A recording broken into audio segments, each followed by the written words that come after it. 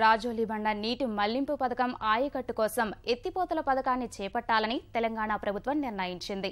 RDS కింద మహబూబ్ నగర్ జిల్లాలో 87,500 ఎకరాల ఆయకట్టు ఉంది. కొన్నేళ్లుగా ఆయకట్టుకు సక్రమంగా నీరందడం లేదు. గత 10 ఏళ్లలో సరాసరి 5.5 టీఎంసీల వినియోగం జరిగింది. దీంతో 55,600 ఎకరాల ఆయకట్టుకు నీరిచ్చేందుకు కొత్త పథకాన్ని మహబూబ్ నగర్ జిల్లా చీఫ్ ఇంజనీర్ సుమారు 550 కోట్లతో ప్రతిపాదించారు. జిల్లాలోని వడ్డేపల్లి మండలం తుమ్మిళ్ల వద్ద ఈ పథకం చేపడతారు.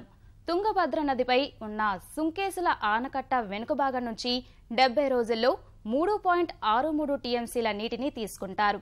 తుంగభద్ర నుంచి ఆర్డీఎస్ కు బచావత్ ట్రైబ్యునల్ చేసిన కేటాయింపుల నుంచి ఈ నీటిని తీసుకుంటున్నాం తప్ప అదనంగా కాదని సంబంధిత చీఫ్ ఇంజనీర్ నివేదించారు. ఇందులో భాగంగా మల్లమ్మకుంట రిజర్వాయర్ సామర్థ్యాన్ని 0.39 టీఎంసీలకు పెంచుతారు. జిల్లా సీఈ పంపిన ప్రతిపాదనను పరిశీలించిన నీటిపారుదల శాఖ అధికారులు అంచనాను 493 కోట్ల రూపాయలకు సవరించి సర్కారుకు పంపారు. ప్రభుత్వం పరిపాలన అనుమతి ఇవ్వగానే పనులకు శ్రీకారం చుట్టే అవకాశం ఉంది.